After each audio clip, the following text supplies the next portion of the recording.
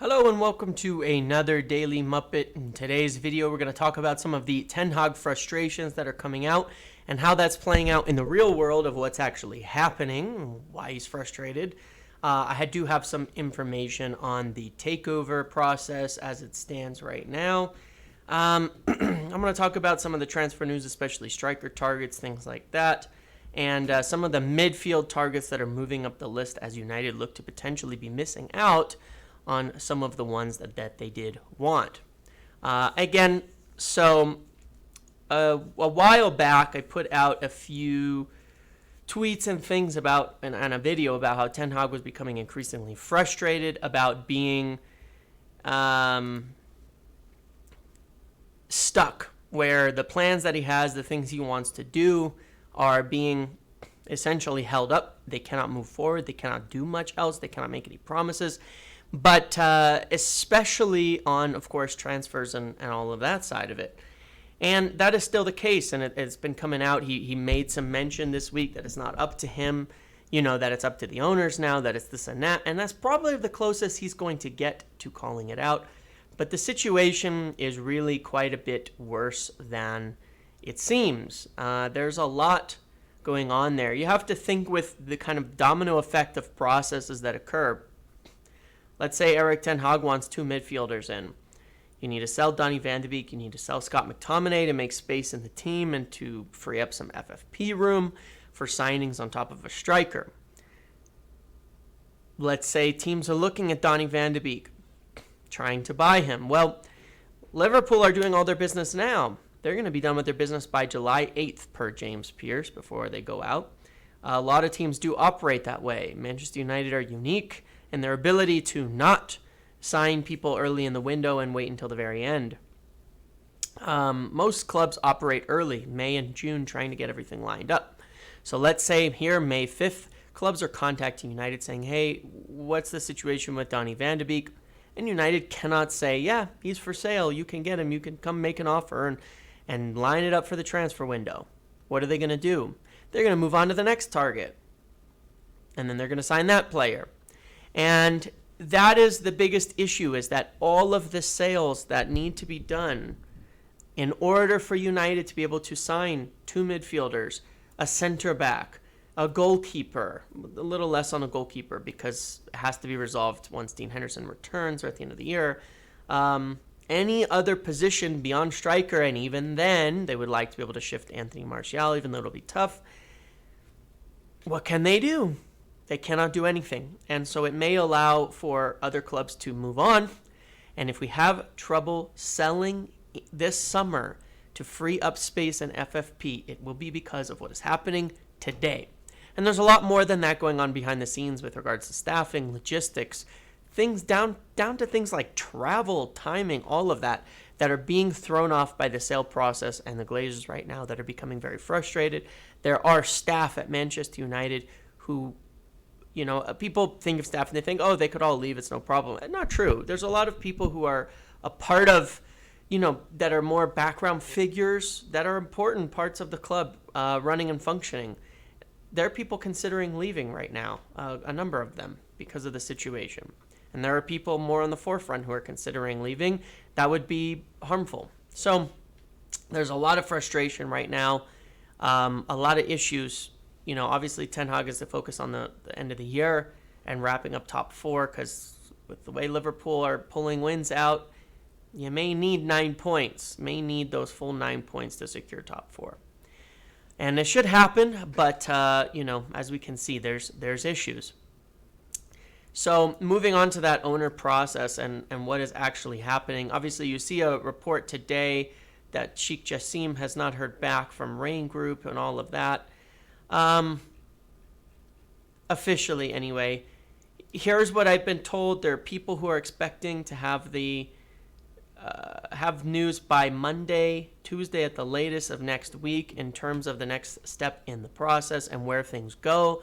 I believe there's been contact between Rain Group and at least Ineos, even if it's not official contact, but from what I know that there has been some. And I think that the process is close to being completed overall. when it moves into the next phase, it should be done very quickly is the word. But that's from a sale process standpoint. Then there's the owner's director's test. There's all of that. And the problem is, yes, Jim Ratcliffe has mentioned wanting to take control because of these frustrations of Ten Hag. He's aware of them via, whatever means through communication. He's aware of them. I think everybody is. The word is getting out there. And, it could take another 4 to 6 weeks, even following the sale, for someone to actually gain control of the club. It's a problem. It's a problem that needs to be solved. It's a problem that Sir Jim would like to solve ahead of time. It's a problem that anyone would. I'm just speaking from the perspective of where I hear. And, but it's expected to be done rather quickly once this official communication occurs. It's expected that a lot of the things have been done, a lot of due diligences, a lot of checks, a lot of compliances, things like that have already happened to where it can be done quickly from a certain process. But owners and directors tests, all of that would hopefully be accelerated. I don't know that the Glazers are basically going to give. From what I've heard, they're not very keen on giving over transfer decision making or any kind of power, even once they've accepted a bid and are moving into the sale process. I don't know that they are. I think they might use that as a way to essentially hold the summer hostage and squeeze more out of the buyers. So very typical stuff from them. So I don't have a huge positive update on this, except that the date I was told was by Monday, end of day or so, that they should know. I don't know if that means public or if that means the feedback is by then given privately and officially to the interested parties, but by end of the day, Monday. By then, it could be sooner. Moving on to the striker situation, United have pressed on this Kane thing. You see a lot of articles on it. It's viewed as the player that could be most presently transformative, that fits, that is low risk in terms of immediate improvement, but they have not started talks in particular with Tottenham over trying to get a transfer. It's still in the assessment phase, and it's still a lot of it coming from, as well, Harry Kane trying to push his way into United. Daniel Levy proves a very difficult thing here, and the problem you have to realize, too, is this. Spurs are trying to get that manager in. If they're looking at getting someone like Julian Nagelsmann in, is he going to say, look, yeah, but I want Harry Kane next year? Maybe, and that could hold up the whole process. So, the obvious other targets you have are, of course, Victor Osimhen.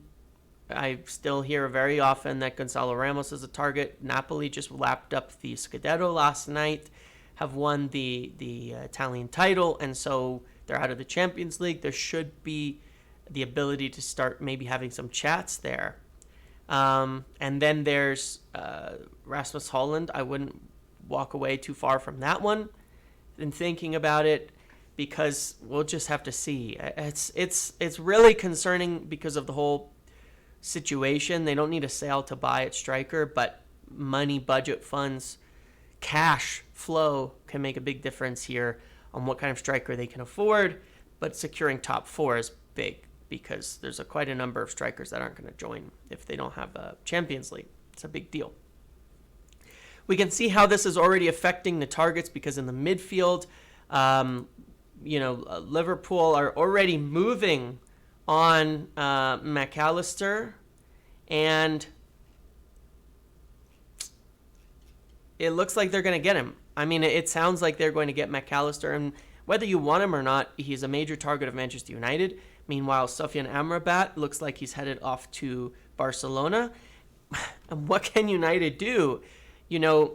Arsenal are looking at like Declan Rice, Caicedo, as well as Zubimendi.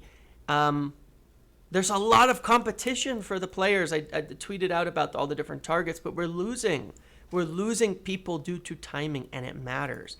In the midfield right now, I can say that some of the rising targets are Caicedo and Gravenberch, the two players that are rising up United's list in terms of a purchase, that maybe ideally getting both of them in. But again, if there's competition, if there's other clubs looking at them, if there's other clubs wanting to get them, it creates a problem. Caicedo might be available because Arsenal have their focuses on Declan Rice, and I don't know if there's another club looking at him right now. Then there's, Vega and some of the other names mentioned, but specifically in the last week, I've heard that Caicedo and Gravenberch are rising up the list, at least in terms of talks and looking at them. Going back to the striker thing for a minute, there's been a lot of talk from Germany about Kolo Muani. There's interest from United. There's been discussions with his agent, but I believe it's still mostly being pushed by that side rather than United's side as it stands. But Caicedo and Gravenberch are to keep an eye on, and then United made contact with Romeo Lavia's family or people around him, and I don't know if it's gone any further than that. They've spoken with him. I don't know if it's gone further, but they have. And I guess that's where it leaves us. They're a bit in limbo. Obviously, top 4 needs to be secured, but until we hear back on this front, even if the next buyer doesn't take transfer control, it would hope that they can collaborate on expenses and approvals and things like that, and that would be okay. But yeah, something needs to give really quick here, because believe it or not, it is very possible to miss out on a lot of targets right now. More than McAllister, more than you think, because there's a lot of competition for the players and positions that are needed. But I would keep an eye, of course, on the striker situation with Kane, Osimhen, Ramos, and Holland as the main names. I would keep an eye strongly on Caicedo and Gravenberch. And then, obviously, hopefully by the end of the day, Monday, we have some finality on the sale front. Okay, thank you for watching this video. Make sure to like, comment, subscribe, turn notifications on, and I will see you in the next one.